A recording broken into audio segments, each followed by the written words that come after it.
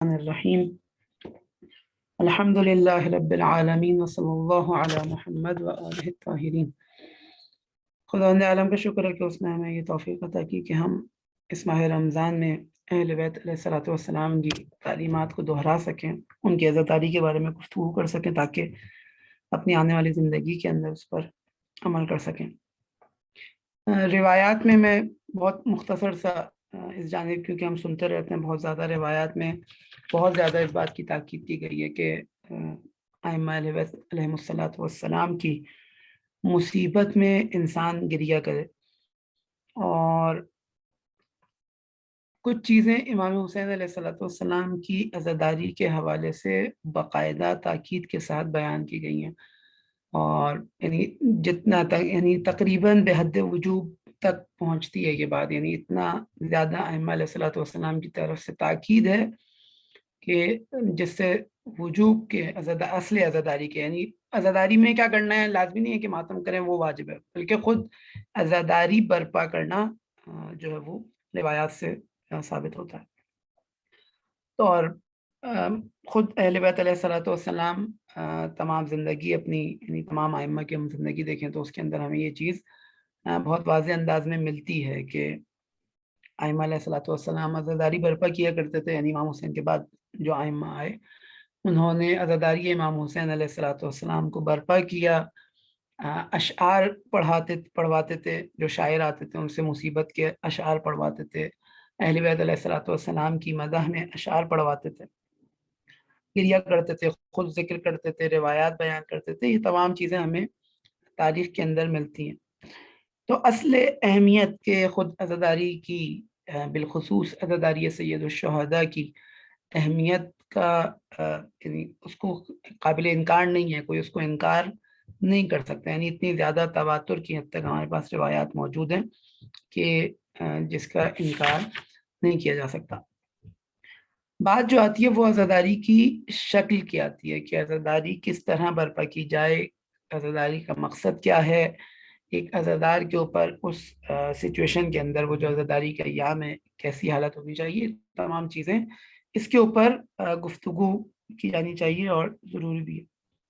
چند میں روایات بس جلدی کچھ صرف اہمیت بیان کرنے کے لیے کہ ہمارے سامنے یہ چیز واضح ہو جائے، میں چند روایات جو ہیں وہ بہت جسے کہتے ہیں اسپیڈ کے ساتھ جو ہے وہ پڑھوں گا۔ امام رضا علیہ الصلوۃ والسلام کی مشہور روایت سب سے پہلے کہ ایک صحابی امام کے پاس آتے ہیں اور امام سے آ کے کہتے ہیں، امام سے پوچھتے ہیں کہ تم جانتے ہو یہ کون سے ایام ہیں؟ وہ کہتے ہیں کہ نہیں، تو امام فرماتے ہیں کہ ابن شبیب یہ وہ ایام ہے کہ جس کے اوپر یہ ظلم ہوا، یہ ہوا، اور اگر تمہیں چاہیے کہ کسی چیز پر تمہیں گریہ کرنے کا دل چاہ رہا ہو یا تمہارے اوپر کوئی مصیبت آئی ہو تو اپنی مصیبت کے بجائے امام حسین علیہ الصلوۃ والسلام کی مصیبت پر گریہ کرو۔ اسی طرح مطلق روایات بھی ہیں جس میں امام حسین کا ذکر نہیں ہے، لیکن خود ائمہ نے کہا ہے کہ ہمارے غم کے اندر جو شیعہ ہوتے ہیں وہ آتانا، خداوند عالم ہمارے شیعوں پر رحم کرے، جو مؤمنین ہیں، کیوں؟ اور اس کی امام علت بتاتے ہیں کہ وہ ہماری مصیبت میں اپنے غم کے ساتھ، اپنے اندوہ کے ساتھ شریک ہوتے ہیں۔ یا خود اسی طرح بہت ساری روایات کے اندر آیا یہ مفہوم کہ وہ ہمارے حزن کے لیے حزن ہوتے ہیں، محزون ہوتے ہیں، ہمارے غم میں غمگین ہوتے ہیں اور ہماری خوشی میں خوش ہوتے ہیں۔ یہ تمام روایات جو ہیں وہ اس کو ظاہر کر رہی ہیں، اور اسی طرح ائمہ کی خود سیرت جو ہے، ان کا قول کے علاوہ ان کا خود عمل جو ہے، یہ ہمارے لیے اس طرح سے بیان ہوا، بہت ساری جگہوں کے اوپر ہمیں یہ چیز دکھتی ہے۔ بس ایک خود اس عزاداری کا برپا کرنا ہے، سید الشہداء سلام اللہ علیہ کے غم کو برپا کرنا ہے، جس کا کوئی انکار نہیں کیا جا سکتا، کم از کم کوئی شیعہ انکار نہیں کر سکتا، اس کی اصل ثابت ہے۔ یہاں تک بات آتی ہے باقی چیزوں کی، طریقہ کار کی، کیا چیزیں اس کے اندر ہونی چاہیے، اس کا ہدف کیا ہونا چاہیے۔ دیکھیں، ہم اس بات کے قائل ہیں کہ جو عزاداری ہے سید الشہداء علیہ الصلوۃ والسلام ہے، یہ در حقیقت تسلسل ہے، یہ کنٹینیوٹی ہے کس تحریک کی؟ اسی تحریک کی جو امام حسین علیہ الصلوۃ والسلام لے کر چلے تھے، ٹھیک ہے۔ اس کے اندر کوئی بھی دو رائے نہیں کہے گا کہ مثلا ہم کہتے ہیں یا لیتنا کننا معکم، کہ کاش ہم آپ کے ساتھ ہوتے. اس کا مقصد یہی ہے کہ یہ جو ابھی ہم کام کر رہے ہیں یہ در حقیقت اس کام کا تسلسل ہے جو امام حسین علیہ الصلوۃ والسلام نے انجام دیا، اور اس کے بعد بی بی زینب سلام اللہ علیہ، امام سجاد علیہ الصلوۃ والسلام نے انجام دیا. ٹھیک ہے، اس تحریک کا تسلسل ہے، وہی تحریک ہے جو آج عزاداری کی شکل میں ہمارے سامنے موجود ہے. اگر یہ تحریک وہی تحریک ہے تو ہمیں دیکھنا پڑے گا کہ اس کا مقصد بھی پھر وہی ہوگا جو امام حسین علیہ الصلوۃ والسلام کی تحریک کا مقصد ہوگا. ہمیں وہاں دیکھنا پڑے گا کہ آیا خود امام حسین علیہ الصلوۃ والسلام کسی مقصد کی خاطر نکلے تھے یا نہیں، بغیر کسی مقصد کے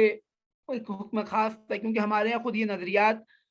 بعض جگہ میں ایسے افراد ملتے ہیں جو شیعوں کے اندر ہوتے ہیں یا بعض حتیٰ معمم بھی ہوتے ہیں، وہ کہتے ہیں نہیں، امام حسین علیہ الصلوۃ والسلام کی عزاداری کا کوئی مقصد نہیں ہے،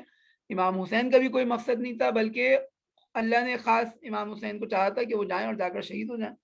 اور ایک روایت سے بھی استناد کرتے ہیں کہ ان اللہ شاء کا قتیلہ، کہ امام حسین جب مدینے سے سفر کر رہے ہوتے ہیں اس سے پہلے کی بات ہے کہ خواب میں دیکھتے ہیں رسول اللہ کو، اور رسول اللہ انہیں فرماتے ہیں کہ خداوند عالم چاہتا ہے کہ تمہیں شہید دیکھے اور گھر والوں کو، اہل بیت علیہ الصلوۃ والسلام کے خواتین اور بچوں کو اسیر دیکھے. لیکن پھر یہاں پر یہ روایت صحیح ہے، یقیناً صحیح ہے، لیکن اس پر ایک اور سوال یہاں پر پھر آتا ہے کہ خود خداوند عالم کی جو مشیت ہے، جو خداوند عالم کا چاہنا ہے، جو خداوند عالم کا ارادہ ہے، یہ بغیر کسی مصلحت، بغیر کسی مفسدے کے ہوتا ہے یا نہیں؟ خداوند عالم اس کام کرانے کے ذریعے، جو حکم جاری کر رہا ہے اس کے ذریعے کچھ اور چاہتا ہے. اور پھر یہ کہ حکم خاص کیسے ہے؟ یہ امام حسین علیہ الصلوۃ والسلام کا جو قیام ہے، یہ صرف امام کے لیے اگر قیام تھا تو امام علیہ الصلوۃ والسلام مختلف لوگوں کو اپنے یعنی مختلف علاقوں میں اپنے سفیر نہیں بھیجتے،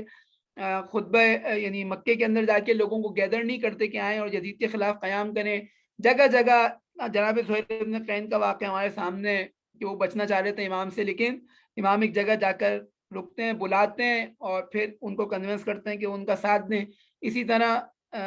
ایک شخص ہے عبید اللہ ابن حر جوفی، جس کو امام بلاتے ہیں، خود جاتے ہیں اس کے پاس لیکن وہ نہیں آتا. اور اس طرح کئی ہمیں روایات ملتی ہیں. خود اس پورے سفر کے دوران امام چاہ رہے ہیں کہ لوگ امام کا ساتھ دیں، اس تحریک میں امام کی شامل ہوں. تو اگر یہ امام کا خاص حکم تھا جو امام کے لیے تھا تو باقی افراد کے اوپر یہ تکلیف نہیں آتی، لیکن یہ حکم جو ہے وہ یقیناً عمومی تھا، لہذا امام جو ہے وہ دعوت دے رہے تھے دوسرے لوگوں کو. دوسری بات یہ کہ اگر یہ حکم عمومی تھا تو ہمیں، اگر یہ حکم خصوصی تھا تو ہمیں اتنی زیادہ تاکید نہیں کی جاتی کہ اس حکم کا تذکرہ کیا جائے کہ امام حسین کو یہ حکم دیا گیا. کیوں؟ کیونکہ ہمیں سب سے زیادہ تاکیدات ائمہ علیہ الصلوۃ والسلام جس کاموں میں کر رہے ہیں وہ ہیں جو ہماری نسبت بھی ذمہ داریاں بنتی ہیں. مثلا نماز پڑھو، روزہ رکھو، اچھے اخلاق سے پیش آؤ، یہ تمام روایات یا احکام جو بیان ہوئے خود ہماری زندگی سے متعلق ہیں. عزاداری کا اگر ہماری زندگی سے کوئی لنک نہیں ہوتا، اگر عزاداری کا کوئی مقصد نہیں ہوتا تو اتنی زیادہ تاکید بغیر کسی وجہ کے، بغیر کسی مقصد کے ائمہ علیہ الصلوۃ والسلام کی جانب سے نہیں ہوتی. اس سے بڑھ کر خود امام حسین علیہ الصلوۃ والسلام سے زیادہ تو اپنی تحریک کو کوئی بیان نہیں کر سکتا. امام کے ہم اقوال دیکھیں، جب امام مدینے سے نکل رہے ہیں اور مدینے سے لے کے روز عاشور تک امام علیہ الصلوۃ والسلام کے جو اقوال ہیں پوری تحریک کے اندر، یہ ہمیں بتاتے ہیں کہ آیا امام حسین علیہ الصلوۃ والسلام کا کوئی مقصد تھا یا کوئی مقصد نہیں تھا. میں چند اقوال جلدی جلدی بشارت حسین بھائی سے گزارش ہے اگر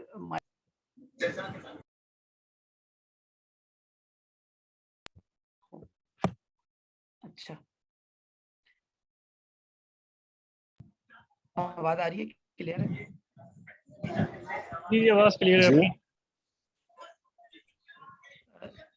یہ بشارت بھائی کا ظاہراً مائک کھلا ہوا ہے جس کی وجہ سے ڈسٹربنس ہوئی. شکریہ. بار بار بند ہو رہا ہے، کھل رہا ہے. خیر، امام علیہ الصلوۃ والسلام کی ہم تمام پوری اس تحریک کو دیکھیں. مدینے سے جب امام نکل رہے ہیں، امام باقاعدہ صراحت کے ساتھ بتا رہے ہیں کہ میں کیوں نکل رہا ہوں. ٹھیک ہے، اور جس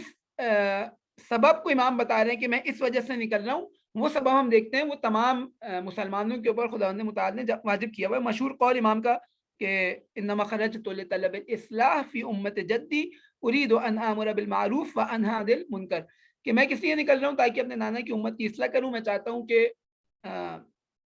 امر بالمعروف کو انجام دوں، میں چاہتا ہوں نہیں عن المنکر کروں، وہ اسیر بسیرت جدی و ابی علی ابن ابی طالب، اور چاہتا ہوں امام رسول اللہ اور امیر المومنین کے سیرت کے اوپر عمل کروں۔ اب صرف اس ایک قول کو اگر ہم اٹھا لیں تو ہمیں یہاں سے امام علیہ الصلوۃ والسلام کی تحریک کے اہداف ہمارے لیے واضح ہو جاتے ہیں کہ امام چاہ رہے ہیں اصلاح امت، معاشرے کی اصلاح چاہ رہے ہیں، امام امر بالمعروف چاہ رہے ہیں، امام نہی عن المنکر چاہ رہے ہیں، امام رسول اللہ اور امیر المومنین کی سیرت پر عمل کرنا چاہ رہے ہیں۔ یہ سارے وہ حکم ہیں جو آج بھی ہمارے اوپر واجب ہیں، امام حسین کے دور میں بھی تمام مسلمانوں پر واجب تھے، امیر المومنین کے دور میں بھی واجب تھے، امام حسین کے بعد بھی واجب ہیں اور آج تک واجب ہیں۔ ٹھیک ہے، اس میں سے کوئی بھی ایسا حکم نہیں ہے جو اسپیسیفک ہو امام حسین علیہ الصلوۃ والسلام کے لیے۔ تمام ائمہ کی روایات یہ احکام ہمیں بیان کرتی ہیں۔ بس پہلا، اس کے بعد ہم آگے بڑھیں۔ امام کی جب بیعت کا مسئلہ آتا ہے، امام فرماتے ہیں مثلی لا یبایع مثلا، مجھ جیسا تم جیسے کی بیعت نہیں کرے گا۔ خوب، یہاں پر امام اپنے جیسے کی بات کرتے ہیں۔ آگے آ جائیں، خلافت کی بات آتی ہے، امام کہتے ہیں کہ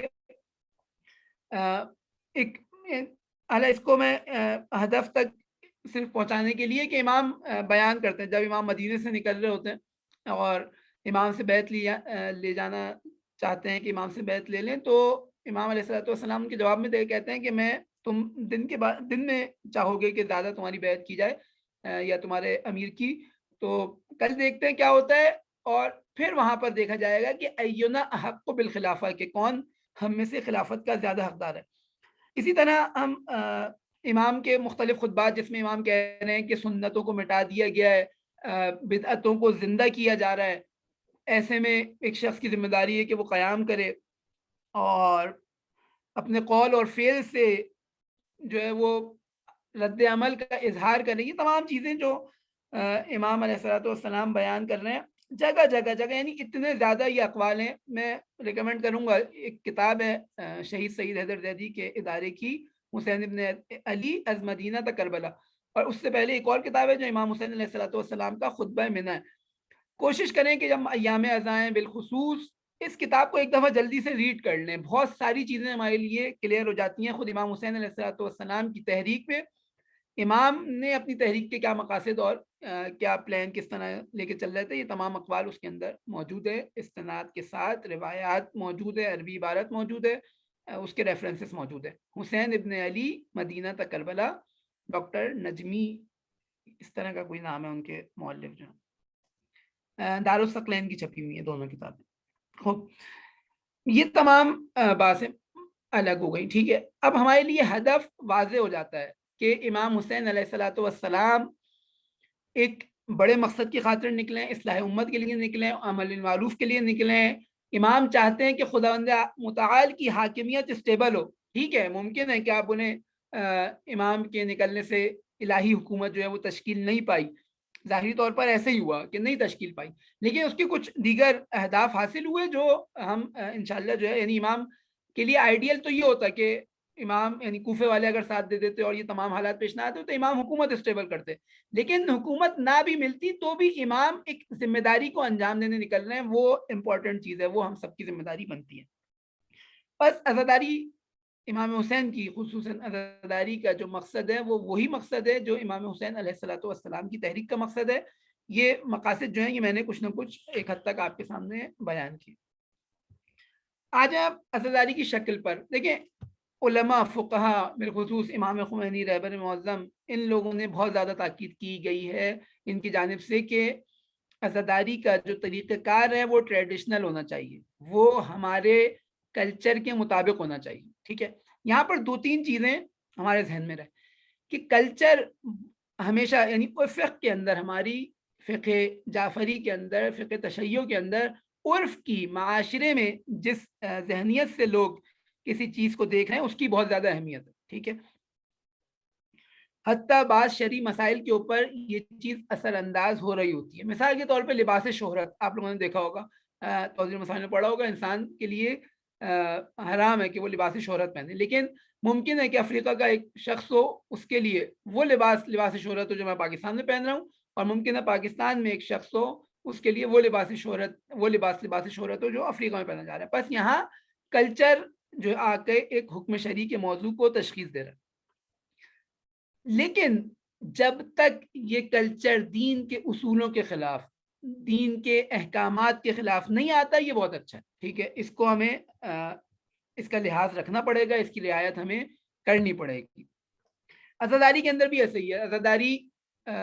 جس شکل میں بھی ہو، وہ کلچر کے حساب سے ہو، لوگ اس کو ایکسیپٹ کر سکیں، لوگ اس کے اندر لوگوں کے اندر ایک معیوب چیز نہ سمجھی جائے وہ۔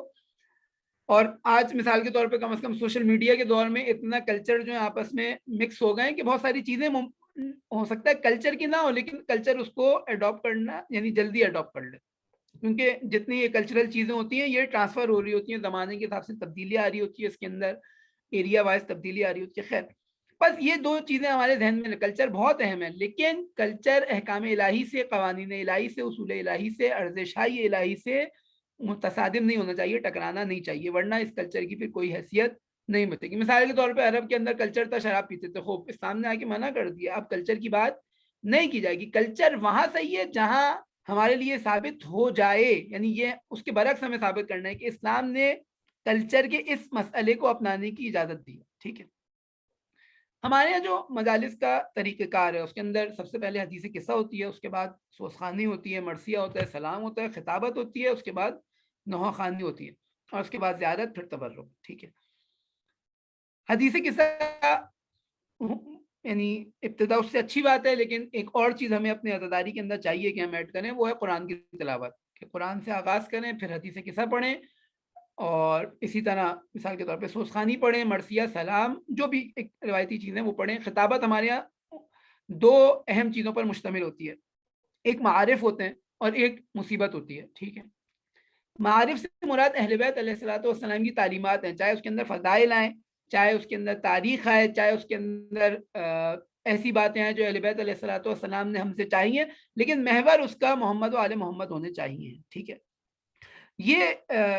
ایک پیٹرن ہمارے سامنے جو ہے وہ نظر آتا ہے ہمیں کہ حدیث کے ساتھ سوسخانی، مرثیہ، سلام، خطابت، نوحہ خوانی، اور اس کے بعد مثلا زیارت، اور پھر تبرک۔ اس کے اندر جب ہم اشعار کی بات کرتے ہیں، یعنی مرثیہ، سلام، سوسخانی اور نوحہ خوانی کے اندر، یہاں پر ہمیں یہ مد نظر رکھنا چاہیے کہ اشعار پڑھتے وقت یا ان کی جو طرز ہے وہ اس کو جب ہم پڑھ رہے ہیں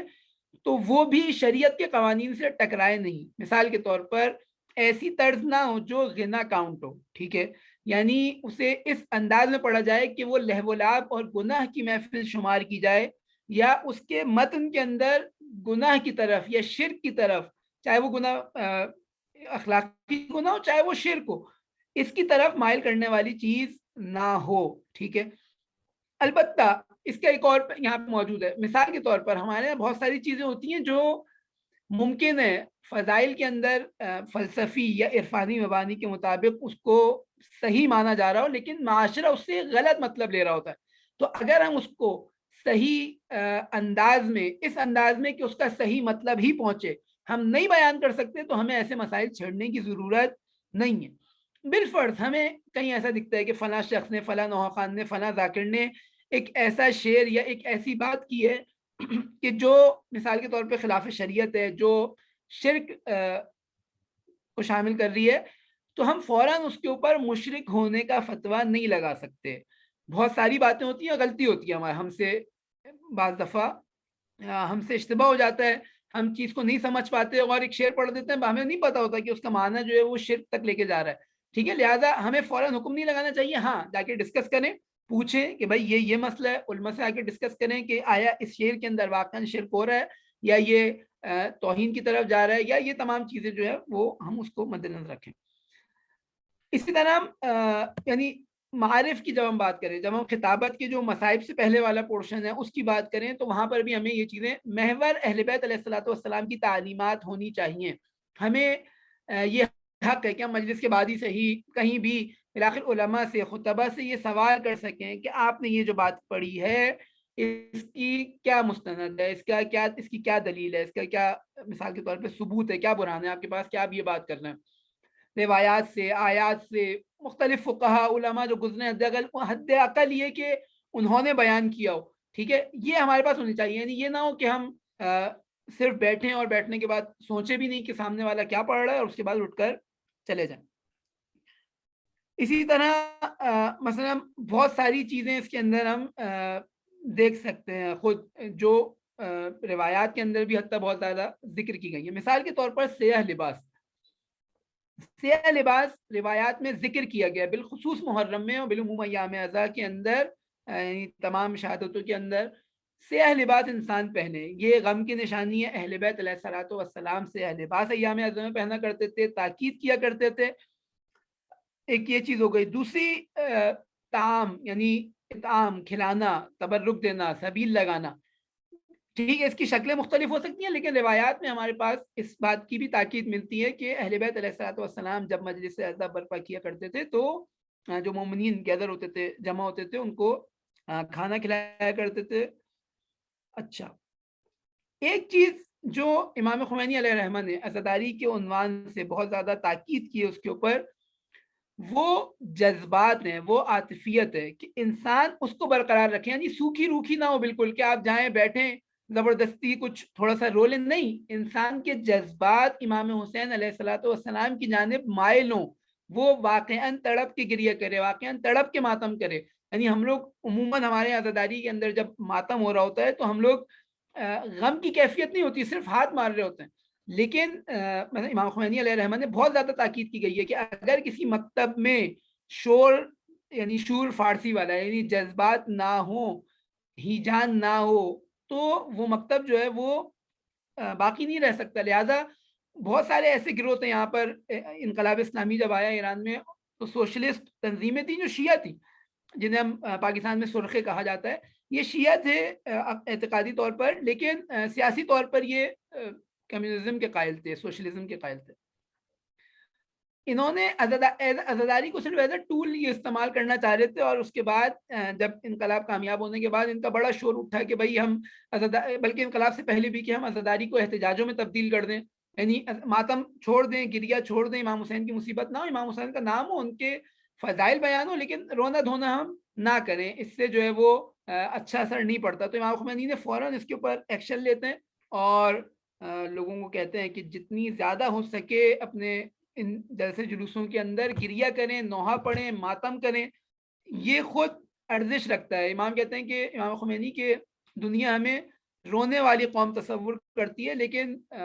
جو حقیقی دشمن ہیں ان کو معلوم ہے کہ یہی گریہ ہے کہ جس نے جو ان کے تختوں کو الٹنے کی صلاحیت رکھتا ہے۔ تو لہٰذا کوشش یہ کریں کہ مصائب کے اندر واقعاً روئیں، یعنی اس کیفیت کو محسوس کریں، اس کو فیل کریں، نوحے کے اندر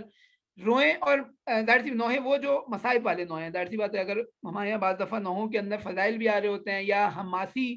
پہلو بھی ہونا بھی چاہیے، لیکن اس کے اندر گریہ مطلوب نہیں ہے، اس کے اندر جذبات مطلوب ہے۔ لیکن جہاں مصیبت کا ذکر ہے اہل بیت علیہ الصلوۃ والسلام کی، وہاں پر انسان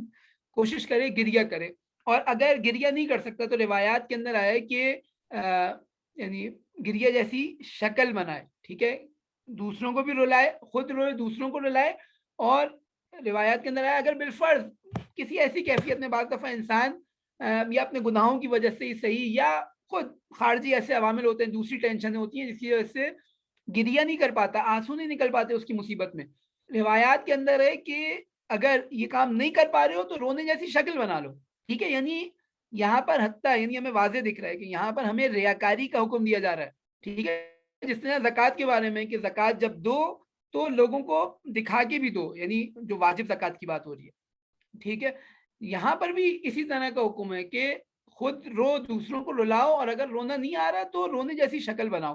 یہ واضح ہے کہ یہ لوگ یعنی رونے جیسی شکل بناؤ کہ مراد اللہ تو نیت کو دیکھ رہے ہیں نا، اللہ تو دیکھ رہے ہیں کہ میں رو رہا ہوں یا نہیں رو رہا، لیکن اگر میں رونے جیسی شکل بناؤں گا جو مجھے بندہ دیکھ رہا ہے اس کے اوپر حزن طاری ہوگا، اس کا دل منقلب ہوگا، یعنی میں اس کو دکھانے کے لیے کام کر رہا ہوں، در حقیقت قربتاً اللہ کر رہا ہوں، لیکن اس کو دکھانے کے لیے۔ جیسے ہم جلوس نکالتے ہیں، ہم جلوس روڈ پہ نکالتے ہیں لوگوں کو دکھانے کے لیے، لیکن قربتاً اللہ نکالتے ہیں، ہم ریلیاں روڈ پر نکالتے ہیں لوگوں کو دکھانے کے لیے، لیکن اللہ کے لیے نکالتے ہیں۔ لوگوں کو دکھانے کا مقصد اپنی تعریف کرانا نہیں ہے، بلکہ لوگوں کو دکھانے کا مقصد لوگوں کو اس جانب توجہ دلانا ہے۔ لہٰذا یہ روایات میں اس جانب بھی ہمیں توجہ دلائی گئی ہے، اور یہیں سے امام خمینی بتاتے ہیں کہ دیکھیں یہ ایک معاشرہ سازی، یہ ایک جو اسلامی سیاست ہے یہ اس کی جانب ہمیں توجہ دلا رہا ہے. کالا لباس، آپ گریہ ازاری کریں، نہیں کر سکتے رونے جیسی شکل بنائیں، لوگوں کو متوجہ کریں امام حسین کی طرف. جب لوگ امام حسین کی طرف متوجہ ہوں گے تو اس تحریک کو، اس مقاصد کو سمجھ سکیں گے اور جاننے کی کوشش کریں گے. ان کے اندر وہ تڑپ پیدا ہوگی بالآخر کیا ایسے معاملات تھے کہ جس کی وجہ سے اتنا بڑا سانحہ رونما ہوا، اور ایک شخص اتنے جو اس مذہب کے جو رسول اللہ تھے، جو لانے والے تھے مذہب کا، ان کا نواسا تھا، اس کو بے دردی کے ساتھ قتل کر دیا گیا. اس کی کیا وجہ تھی؟ میں بہت جلدی سے مختصراً اس کو اینڈ کر رہا ہوں. یہاں پہ ہمیں بس دونوں توجہ ہے، یعنی عزاداری کی اہمیت، تحریفات سے اس کو بچانا ہے. اگر غلط مصائب، غلط روایات، غلط عقائد بیان ہو رہے ہیں وہاں پہ ہمیں روکنا پڑے گا. کوشش یہ کرنی ہے تحت امکان کے فتنہ نہ ہو. اگر ہم آپس دیکھتے ہیں کہ ایک شخص آ کے عزاداری کے اندر کے نام پر اسلام کے خلاف کوئی کام کر رہا ہے تو وہاں پر ہمیں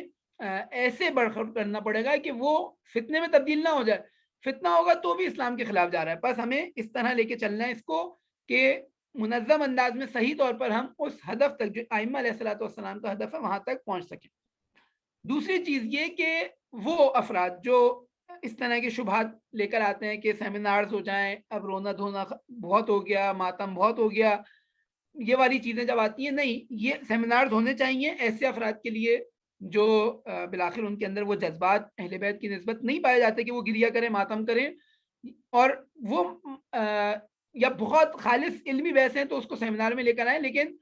یعنی ایون شیعوں کے لیے بھی، لیکن مجلس اعضاء کے اندر خود ہماری خطابت جو ایک بڑا پورشن ہے، مثال کے طور پہ 50 منٹ کی خطابت ہوتی ہے تو اس کے اندر 45 یا 40 منٹ کا جو پورشن ہے وہ علمی باتیں ہوں، وہ وہی باتیں ہوں جو ہم نے سیمینار کے اندر کرنی ہے، وہ وہی باتیں ہوں جو اہل بیت علیہ الصلوۃ والسلام کی تعلیمات ہیں. لہٰذا اس کی جانب ہمیں توجہ رکھنے کی ضرورت ہے. ایک آخری نقطہ کہ اس سے پہلے ایک اور چیز کہ اپنے اوپر غم کی کیفیت کو طاری کرنے کی کوشش کریں، یہ ہم بیان کر چکے ہیں. ایک آخری نقطہ جس کی جانب شہید مطہری نے بہت زیادہ توجہ دلائی ہے. لیکن کربلا کے دو رخ ہیں. 1.5 منٹ رہ گیا، میں اس کے اندر اپنی بات کو انشاءاللہ کلوز کر دوں گا. کربلا کے دو رخ ہیں، ایک کربلا کا نورانی چہرہ ہے، ایک کربلا کا تاریکی چہرہ، یعنی سیاہ چہرہ. سیاہ چہرہ وہ ہے جو کارنامے یزید نے انجام دیے، اور نورانی اور سفید چہرہ کربلا کا وہ ہے جو امام حسین اور اہل بیت علیہ الصلوۃ والسلام کے اعمال و افعال اور کارنامے.